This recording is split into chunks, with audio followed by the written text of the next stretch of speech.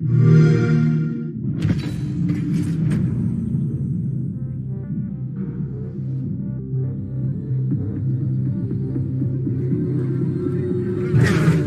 先的游戏媒体创立于2018年，致力于为全世界的中文游戏玩家提供专业、精彩、迅速的资讯情报。Global Indie立足于中国，与多家国际一流游戏公司达成正式内容合作关系，未来将更多第一时间带给全球中国游戏玩家。自成立以来，Global Indie在全网的内容浏览量超过5亿，服务了400万人。我们的愿景是做游戏化多平台。应用市场下的获得大家一点。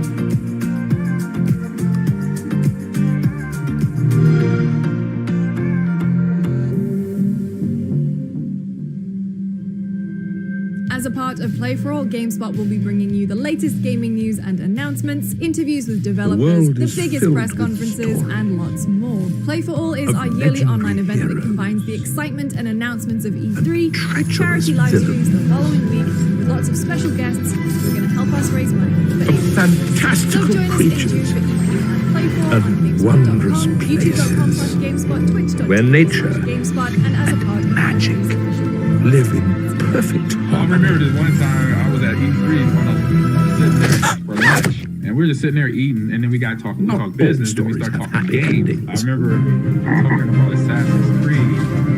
Yours has yet to be written. I stabbed the person in the back. I looked over to my left, and I saw these people talk. You know, they were talking, then they stopped listening. Like, oh my God, what is he talking about? He just talking about killing somebody? I said, it's a video game. They're like, oh, okay. I'm like, man, these people thought I killed somebody. They thought I was a hitman. I was like, oh, this is too funny. Thanks to our sponsors at DoorDash. Get more from your neighborhood, from restaurants and convenience to grocery and corner stores.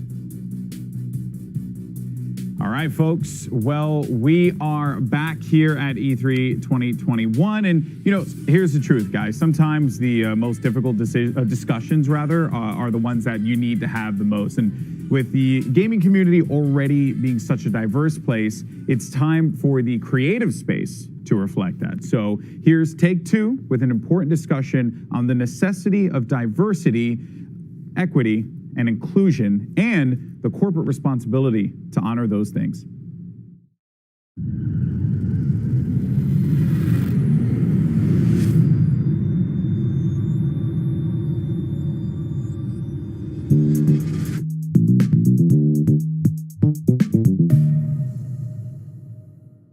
Hello, I'm Alan Lewis, Vice President of Corporate Communications and Public Affairs for Take-Two Interactive. Thank you for joining us today and welcome to Virtual E3 2021. Take-Two, like many organizations, is deeply committed to and actively involved in numerous initiatives to enhance diversity, equity, and inclusion within our society and industry. Affecting meaningful, sustainable change is a continuous process, and there is no one solution that can achieve that goal. We believe that to enact change, especially for those in underserved and underrepresented communities, there needs to be a continuum of activism and engagement with educational programs serving as its core foundation. Beginning with children in elementary school, we have the ability to light a spark of creativity, intellectual curiosity, and wonder that can last a lifetime. Continuing through middle and high school, we can support and nurture students during their formative years and increase the depth of their skills that can provide a pathway to attending one of the 400 plus colleges and universities within the United States that offer degrees in game design. Providing opportunities to attend these academic institutions, including need-based financial support, is also a critical component to helping end generational cycles of inequality. And while pursuing their creative and technical degrees, students can learn firsthand from industry leaders that share their experience, acumen, and passion through one-on-one mentoring and internships at our organization. Together, if our industry can execute this continuum, We will have invested meaningfully in the lives of the youth from these communities for more than a decade before they begin their professional journey. Diversity and inclusion make us a better industry for today and, most importantly, for tomorrow. It allows us to make better entertainment experiences that are authentic, culturally relevant, and reflective of the audiences that enjoy them. Today, we have brought together a few of our important partners who will share their organization's mission and role in this endeavor, as well as their insights on how we as an industry can continue to take these important steps together for the future. We hope that you find their work as inspiring as we do. It is now my pleasure to turn things over to my colleague, Tony Lagans, Director of Diversity and Inclusion for 2K, who will be the moderator for today's discussion. Thanks, Alan. It's my pleasure to be your moderator for today's session. Before we begin, I'd like to introduce my esteemed panelists today. We're going to start off with Jim Huntley. Jim Huntley is currently the professor and head of marketing at USC.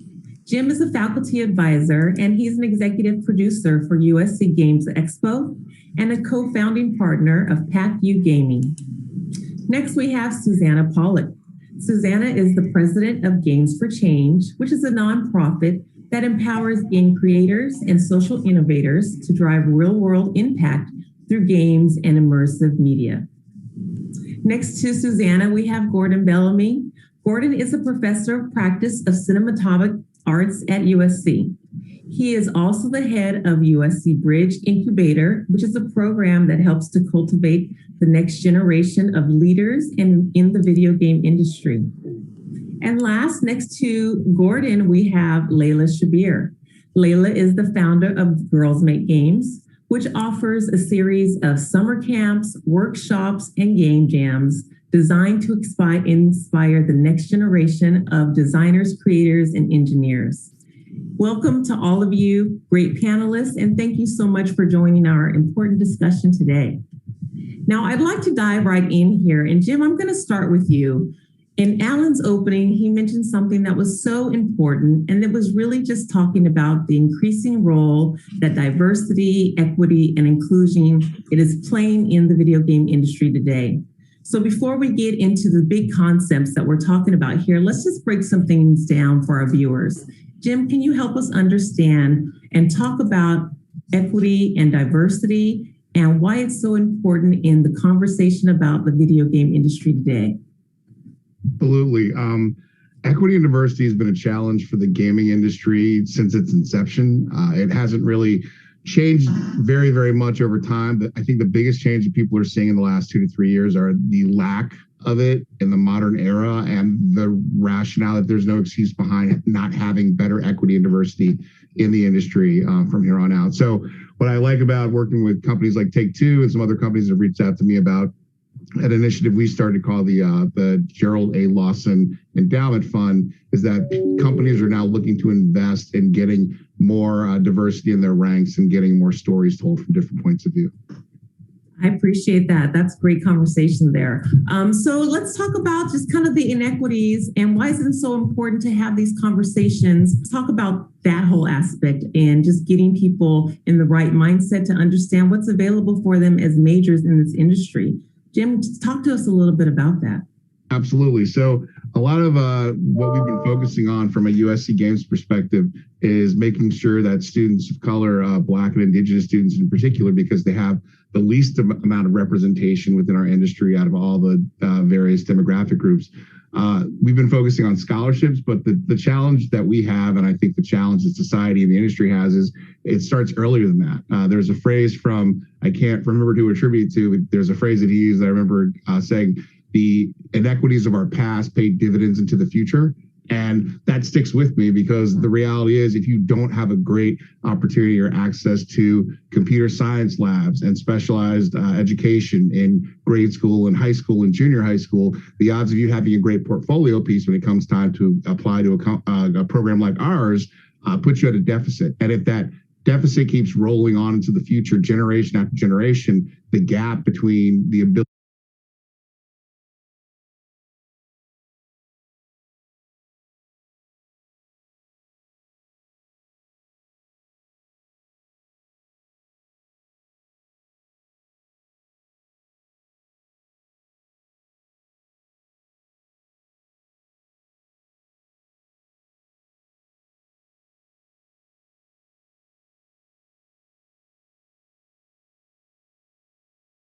because they've never seen anyone like me and the videos they see on YouTube or other visitors to their classes, to their seminars. So it's important to show that we have presence here, but it's also important to make sure that the students who look like us, who are 20 years, 30 years, 40 years behind us, also have the opportunities that we didn't in some cases to get a job in this industry.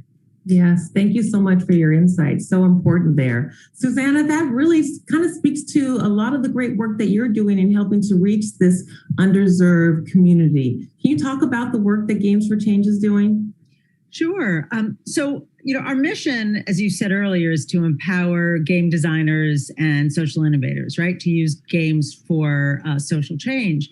And we see our work with younger people as really inspiring the next generation, right? And so just what Jim was saying, like we're going as young as sixth grade, sometimes fifth grade, but trying to give young people, and mostly in Title I schools, so those are schools that qualify for free lunches, which often are representing the underserved communities, an opportunity to dive in deeply into this gaming industry, this experience they all love to do, and help them become creators of this content, not just consumers.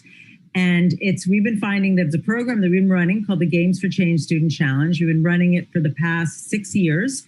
We've reached over 30,000 young people in middle and high school. And we not only give them an opportunity to learn how to make games, but we also combine that with civic engagement. So they have to think about how games can help make their communities better. So right from the start, we want to empower them to think about this really important medium, not only as something they love to do, but they actually can make. They're learning important 21st century and STEM skills that can help them regardless of what career path. But what we really hope to see happen is that they see a future for themselves and they see an opportunity, a pathway for them.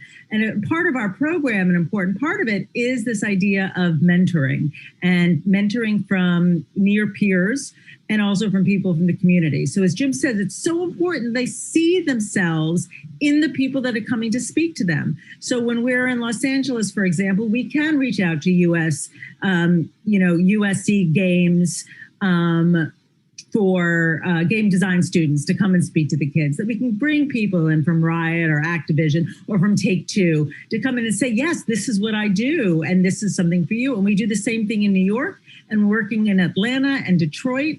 And I can tell you that students are coming back year on year, and we're seeing them use this program as like their college essay, or they're building their portfolio. And I love the idea that, if we can get to them at a young age, they spend their summers with Layla at Girls Make Games, and then they can go on and apply to college, and we're talking about this pipeline or this pathway for them. And so that's the role and what we hope to inspire. I love what you said there, Suzanne. There's so many little nuggets that you just pulled out there. The different avenues you can have and career pathways there are in the gaming industry. Just the activity that you can have in terms of having mentorship and role models and representation, and just, having good gamers out there. So there's so many things that you talked about that I want to hit on. Let's just pull Layla into this conversation and just talk about the idea of mentorship and representation. Layla, talk about the workshops and the summer programs that you offer to girls. How does that help to increase the representation and the mentorship aspects that we've talked about? Thanks so much for having me. I was on mute. This is 2021, still going on mute. But like Susanna said, I think it's really important to kind of pass that baton on. And I think we see this summer after summer, having created a place that's, for girls. We get this question a lot. Why do you need a space that's just for girls? There's so many programs out there that are open to everyone. But I think it's just so important to create that space because, like Jim talked about, it's so important to see people who are like yourselves. For many of the girls that come to camp, this is their first time walking into a room full of girls who love video games. They've been so accustomed to kind of being the only girl on their robotics team or the only girl that went to a coding camp with their brother. and the girl who's fighting her brothers for the Xbox controller. So those are very common themes and stories, and I think it's important to kind of tie in not just the mentorship, but also the community. It's very important to walk into a room and feel like you're not an outsider, and the best way to do that is to show many more faces that look just like you. It's really validating to walk away, not just with the technical skills, but to feel like these are people that I'm going to, kind of encounter in 10, 15 years and we'll be like professionals, because right now we're just kids making games, but we'll be professionals in a few years. And 7 years out for Girls Make Games, we're finally starting to see, these girls kind of make plans together to go to college. And this year, I would say like the first time we got in like dozens of emails from families saying, my daughter is now thinking of college and how do we get this portfolio going? How do we set that up? So I think touching on Jim's point too, there's so many challenges that, people have to go through just to get everything right. You shouldn't have to rely on luck so much. So if you look at the women who are now excelling and thriving in the industry and you ask them their stories, so many things had to go right in their lives to finally end up in the industry. Many of whom ended up there accidentally, like me and even Tony. I think Tony and I touched on that earlier. But it shouldn't have to be luck or accident. We can actually intentionally create these pipelines. And I think it requires all of us working together, like everyone in this room, talking about what we're doing and how do we pass our students on from, we start as young as 8, getting them onto the programs and then passing them on to the student challenge and then on to USC and then finally on to the industry. I think that's basically the magic formula to solving the problem that we're talking about today. Yes, thank you for hitting on that pipeline challenge and actually solution. You really clearly laid it out there for us. I really, really enjoy that. And something else you mentioned is just like really opening this world of gaming to new, diverse a pool and a spectrum of gamers. And how do we create those real pathways back into the gaming industry? Gordon, you've done a lot of work in just helping to create value where value was not seen in places in the gaming industry, specifically for the gay gaming professionals. Can you talk about how the representation and widening the spectrum of what gaming professional looks like and how your company and your role really accomplishes that? Sure. So we have a mission which is focused on education, employment, expertise, and entrepreneurship. And the reason why is because alongside diversity and equity inclusion, there's a new word that's come up a lot, which is belonging, right? A feeling of belonging, of being default.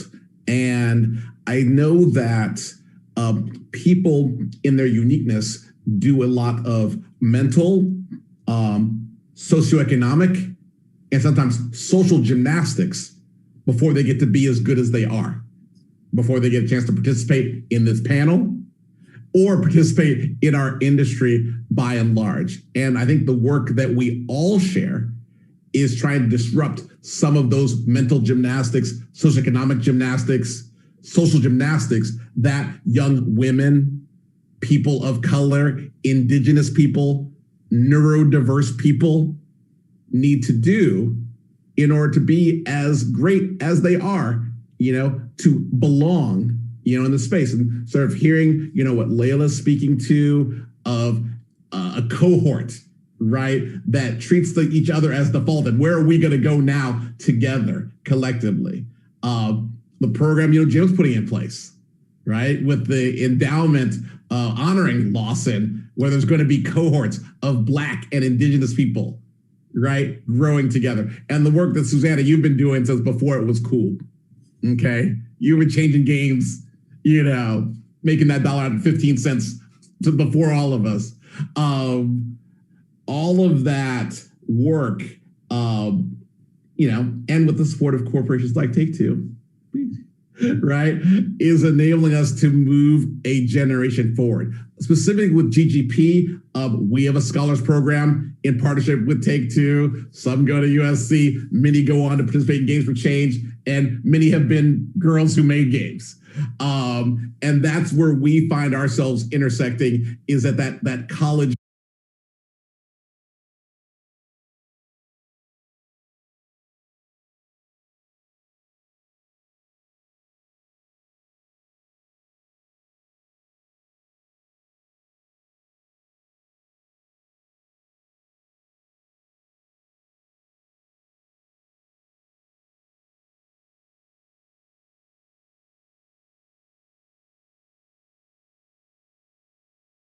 right? That is where we become the batter, not the frosting, right?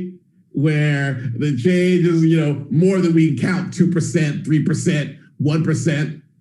We aren't even the ones counting, right? We're still being counted, right? Until you're doing the counting, nothing has changed, right? I don't need to ask how many young ladies are in Girls Make Games. You're like, all of them, right? What is the gender balance of Games for Change? All of it, right? These sort of systemic changes, that is the work I think we all share. I think it's why we all made time today, right? I've been to every E3. I was a booth boy when I started, and I'm still here, right? 25, 26 years later, haven't missed one yet. So I hope that someone out there sees this and begins their path, right? And this is additive, that's why we're all here. I appreciate that. Yes, exactly what you're saying. There's so much more that all of us can be doing. The accountability piece is really very important, Gordon. Thank you for bringing that up. I just want to lay this out there to all our panelists. What can corporations do to really set themselves up for success in the near future and grabbing this new talent, this talent out there that we need to capture to help us build better, more relevant, engaging video games? What can corporations do? So I was thinking about this in particular as Gordon was talking about the scholarships that he puts forward. So having organizations, companies like Take-Two have to be visible to young people, not just because they're buying, they're downloading the games off of Xbox or PlayStation, but because they're there in front from the beginning. And so Take-Two has been part of our challenge since the beginning, offering scholarships to our grand prize winners. And I can tell you that that's a motivator for kids to participate, not just because there's a scholarship at the end, but it's because Take-Two is part of it. Like, it made us cool. Right. And I think it's that relationship at that young of an age that makes a connection for people. Is like, yeah, they want to hear what I have to say. Right. Like, they're here because this program exists and because I'm interested in doing it. And I think that kind of relationship with these kids, whether they're mentoring and coming into a classroom, they're volunteering at a game jam or judging games at the end of the competition, they're involved. And I think that it really has an impact on young kids' lives. Yes, I love that. I just want to add to what Suzanne's saying. I think that, and something that, we're talking about Take-Two, and thank you for having us, is making the success of Black people, of women, of queer people, of Indigenous people, neurodiverse people, a business goal. Plain the same way that the consumption, right, of content, right, get some downloadable skins, buy some NBA 2K, right, that's a business goal around which the business is aligned. And I feel as though if the expertise of women, Black people, neurodiverse, other populations was a business goal, then that would be the change. It'd be that simple. Like, our business is more successful if there is more of this, right? And that's about people being of value versus just being valuable, which are two different things. There's lots of exceptional people, right, who are of value in spite of their circumstances. They're valuable, right? There's a difference between saying you're of value and that's a business goal in itself. And I think that's the real change. Because it used to be, just real talk, it used to be about exceptionalism, right? And be like, oh, you're able to thrive under this duress, right? Isn't that cool? Versus, right, you are actually who we are, so we are going to cultivate you. That's who we are year round. That's what we look like, what we sound like, right? Who we are, right? And so as the lever moves more towards that, right? The same way, like, I have biases. I attended Harvard College, so I'm of value, right? There's value in that, right? I'm treated that way in some circles. If the same lens was put onto women, onto brown people, black people, queer people, then there'd be no, as the kids say, no cap on the change that could take place. Right. Right. And that just speaks to being deliberate with our diversity, inclusion, equity practices. Corporations really have to take that accountability and, like you said, do what's right in that spectrum, in that conversation, looking at value from different sources and kind of recalibrating our minds to that. But like you guys have said, it takes time. It takes starting earlier in the pipeline. I love that you just call that out. What other things can corporations do that are just different than what we've been doing in the past, perhaps? What would you recommend? I would even add to what Gordon just said. The looking at this challenge as a business challenge is key. That's what between the inspiration of the social justice marches from last summer and really talking to our chair, Danny Bilson, who said that, hey, if you were going to tackle this issue, this giant generational issue as a business problem, what would you do? And that flipped the light switch on for me. Well, of course, like any business problem, what are my challenges? I've got gaps in my supply chain, if you will. So how do I fill those gaps in my supply chain? And really working your way backwards in a way where you're putting objectives, strategies, and tactics in place to achieve those goals from a business perspective. You're going to see outcome when it's not just, hey, here's a check and good luck with charity X. It's going to be more of, okay, here's a check. This is what we're hoping to see. Let's measure along the way and see if we're seeing progress on that. And it's the measurement of progress and adjusting in real time based on the data that you're getting back. That's where you're going to meet. That's where you're going to see the gap start to close in a meaningful way and be able to point out to other people in the industry, like, hey, this is what we can all do together. What if we scale this effort up and really had an impact on society as a whole? That mindset is really going to be what changes the game. So I like to think about it as like a pie. You know, when we think about from a corporate strategy, we always think about there's a piece of the pie and everyone gets a little piece of the pie. But I think the way we have to approach this is really the pie is not a fixed size. I think by including more people, the pie gets bigger. So it's not a fixed size that we're trying to all get a piece of, but by including more people, you know, in the industry, by becoming creators of this medium, we actually expand the medium, expand it beyond just entertainment. And I think that speaks really heavily to me as a problem solver, is like when I look at video games, it's such an underutilized tool for social change. And I think like that, I can see Susanna kind of has been on the forefront of that. And coming in as an outsider to the games industry, I was just kind of blown away that, oh my God, you can do so much. Like 9 out of 10 kids play video games. You know, not 9 out of 10 boys, 9 out of 10 kids. We're talking about literally changing perceptions and inspiring and educating generation after generation. And yet that power rests in the hand of like a select few.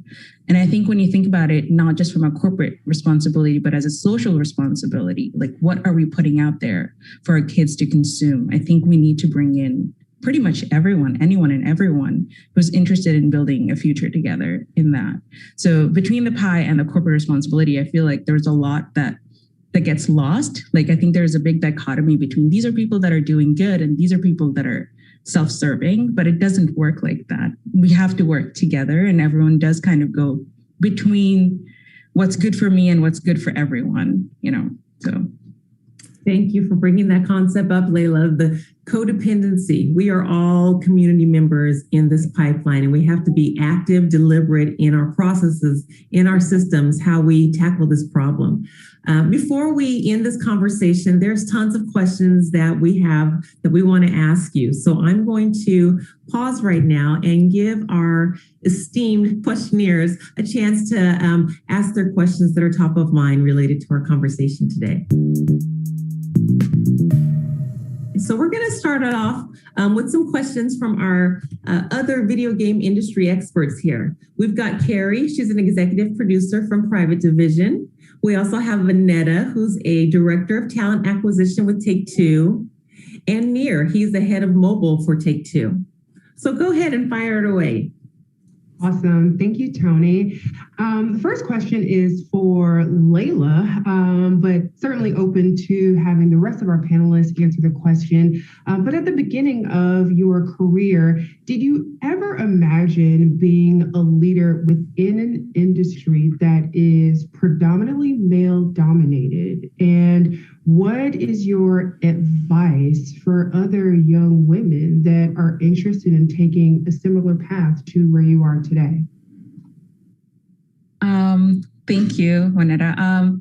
I don't think I really envisioned being in a male-dominated industry, although I did envision being in a male-dominated world, because I grew up in the Middle East and I was painfully aware of being a girl, and how my life was going to turn out to be different from my male peers.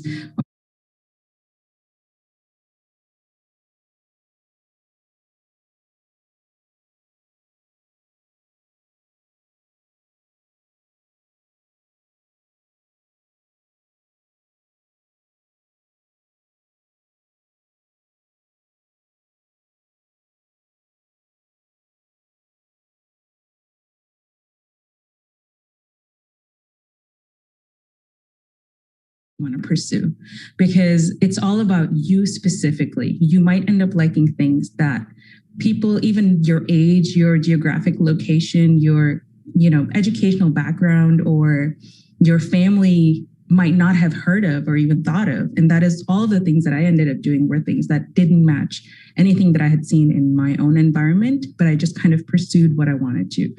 And then two is to kind of use a very selective hearing. I think you have to kind of develop selective hearing. Listen to the people that care about you, that love you, and encourage you in being more of who you are, and diminish the voices of people who say you can't do things because it's never been done, or that's not how it is, or that's not how the world works.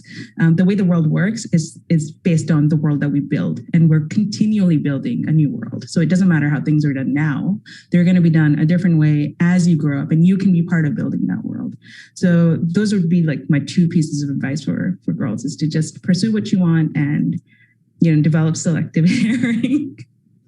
All right. My question is for Susanna, but also open to anyone else who would like to answer. And I think Gordon kind of hit it earlier when he said that, most of us didn't have a lot of examples or opportunities. I'm in that boat. I didn't have any programs and anyone telling me that I could do this, and definitely had to, not necessarily an accident, but really had to work in a different way, harder than most. So my question, Susanna, for you is, could you share an example of how your program has impacted someone that has participated, or, a few people?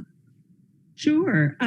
So as I said, our program is 6 years old in New York City. We're a bit younger in the other cities that we're operating in, and there are opportunities now that kids all over the country can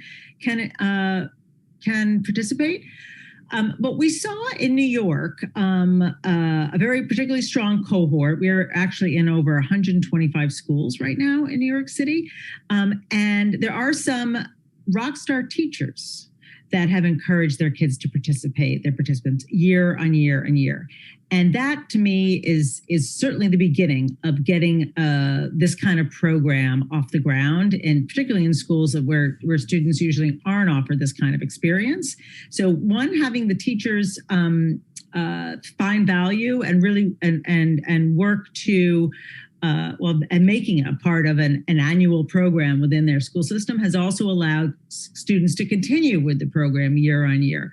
There's one young woman in particular who won, I think she won the our theme category the first time round when she participated as a sophomore.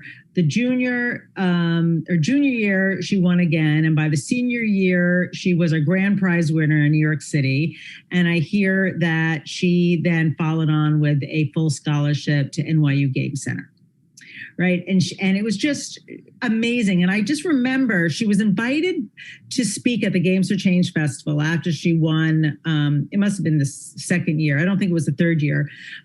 And she came and we were having a conversation about, the program, and she was invited to speak on it. And her father came with her and followed her around the entire 2 days she was there with a camera recording her experience in this, professional environment, not only when she was speaking, but when she was sitting and watching the other people on stage. And it was so awesome to see that kind of support within her family.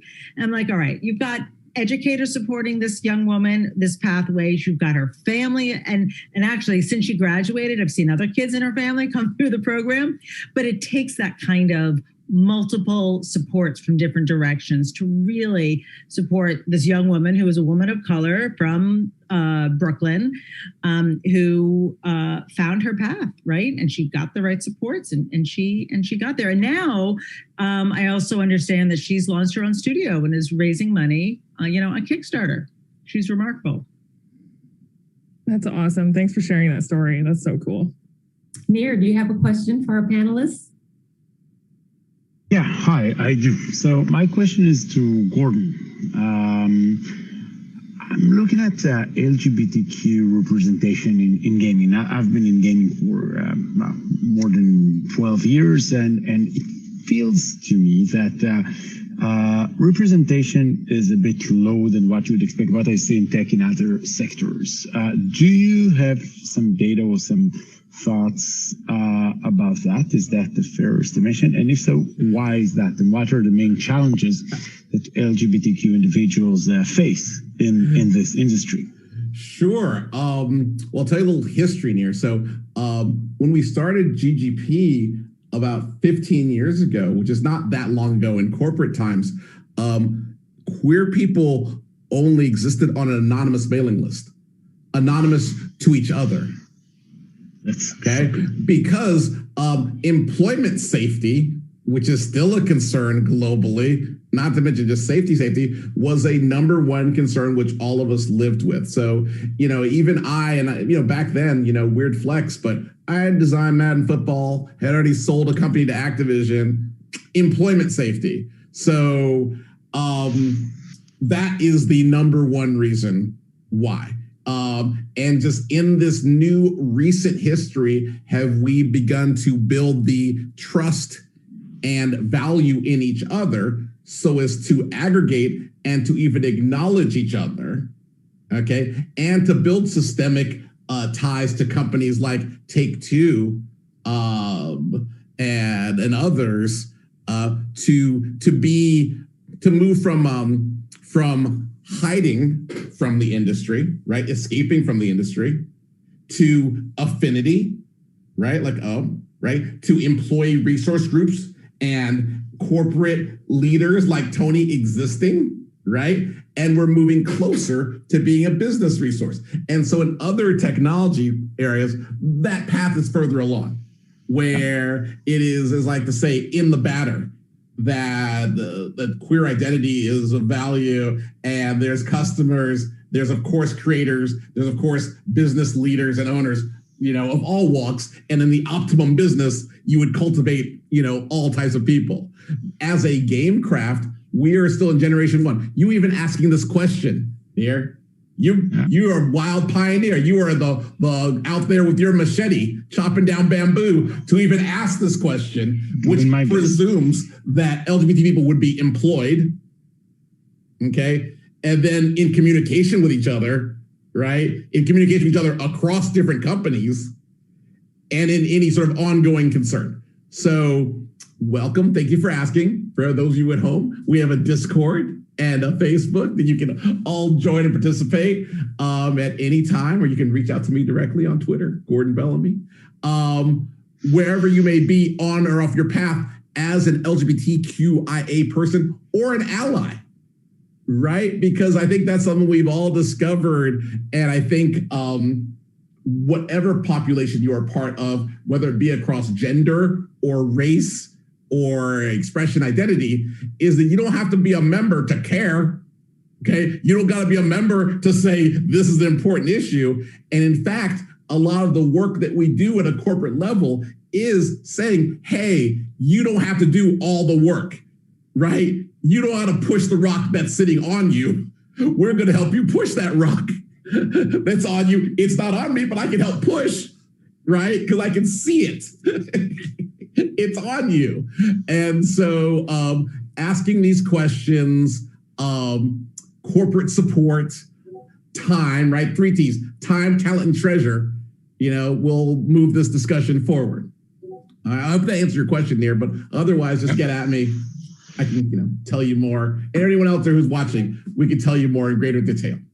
Gordon, I know your company has some things going on in the few months. Oh, can you sure. Talk about some of the activities you guys have. Sure.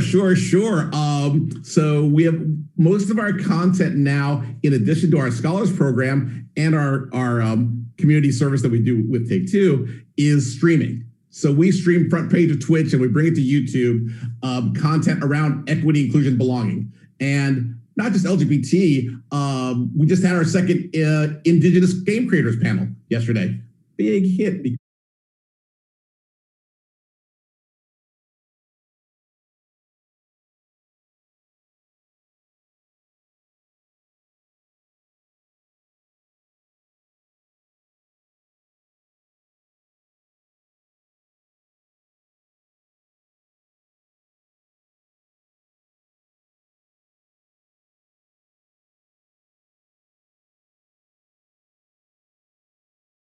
Right? The same way that we cultivate engineers, artists, and other things that we value, right?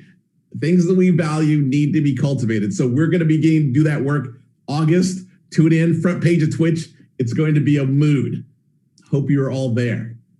Awesome. Thank you.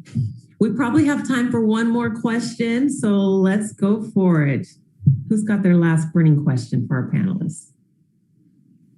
Oh, I have several questions. Burn.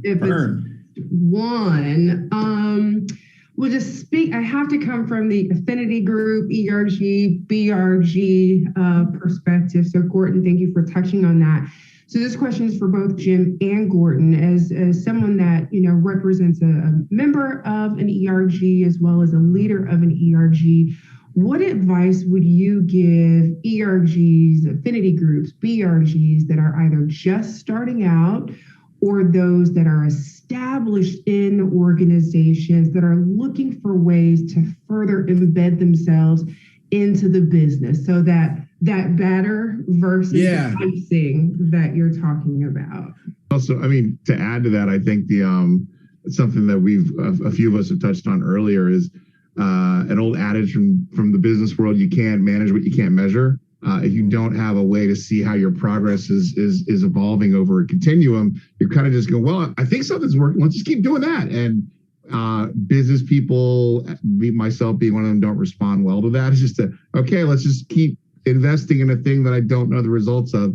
You need to be able to go back and say, hey, this year we were here, this following year we were here. Here's not only have we seen a positive impact on the investment or good ROI, but we also recognize the fact that the partner and partners that we're working with are making moves and making investments into the future that they're saying that they want to see. The positive feedback loop of being able to say, here's data that shows that what we're doing is having an impact on our objectives, and rewarding that partner or those partners for that investment and for that support. That's really key to building a positive feedback loop around investing in diversity, equity, and inclusion. Yeah, what Jim said, but I'd still say make it mobile. God, if you could move that needle like 0.2%, anything, you can't get cut. You can't get cut then, right? There's no way, no one can say budget's tight when you're moving that needle 0.2%, right? No, the scale at which we all operate, it's pretty staggering when you think about it. When you aggregate how much revenue and profit goes and gross profit goes in the games business, for a meaningful moving of the needle of DEI, comparatively speaking, it's not a huge amount of money. It's to have a really big demonstrable impact, measurable impact. If we aggregate our dollars and really focus on some key objectives, we can really move the needle in a way that's going to. Frankly, when you start seeing things work, people get excited. It worked. Let's keep doing it. Let's keep doing it. And it gets bigger and bigger and bigger. And that's why the Lawson Fund is what it is. It's an endowment because we want to see and have an impact in the aggregate over time, over generations, and support students for decades to come. Not just have it be this fiscal year, what can we do? Yeah. Awesome. Thank you. One more thing, just to let it go, is just keep saying Black out loud. Right? Let's get back to Black is beautiful. We've been residing in Black Lives Matter for a long time, and we need to be back to like Black and proud and Black and beautiful. And so your existence, right? And saying it and saying positive outcomes after the word Black is meaningful each and every day that you can do it in your ERG. I love that. Thank you. Good question. We've got time for more. What else do we have? All right, I'll go if we have time for more. Layla, how have you been able to actually connect with the people in the community to bring awareness for your programs? Like, how do you actually gather people, to participate, and especially like in the very beginning? Oh my gosh. So the first camp in 2014, we literally like barged into a maker fair with flyers, and we were just going around and being like, you look like you would love video games because you're playing with robots right now. So come to our camp. But I think it's pretty much primarily been word of mouth originally, but then when we ended up partnering with the game studios and game companies, that really helped elevate the program and the PR. I think Susanna touched on that. It's like it actually legitimized us and then kind of made us really cool. Like, hey, you can go make games at these game studios. You can actually make a game at Xbox, PlayStation, Nintendo, Take-Two. You can go into their offices, meet the developers, and make these games. And I think that cool factor has kind of really helped us out. When it comes to speakers and people who want to mentor and be involved, that's been a lot easier because, a lot of our teachers end up being college students themselves, and they come back and they'll say things like, I wish this program existed when I was younger. It sucks I couldn't go to it, but at least I get to be a part of it and give back to the kids. And then same thing for mentors and speakers. There's so much interest in wanting to give back and wanting to welcome new voices into the industry.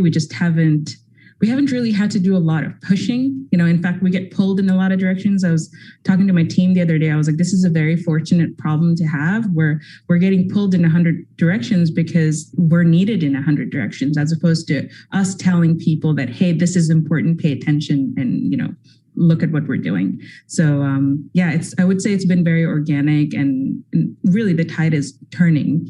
We're building a new industry. We're building on the industry that we have, but we're also building a new part of the industry together. So it's really exciting.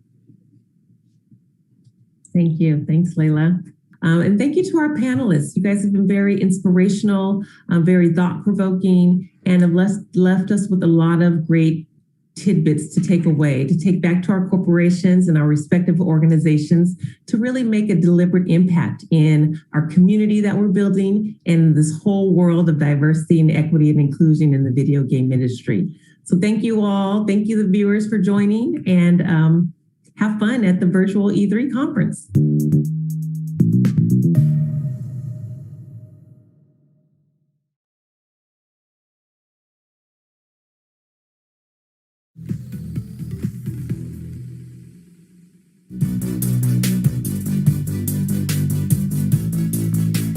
I think ever since Mega Man X, I've just loved the sort of 8-bit, 16-bit pixel art style.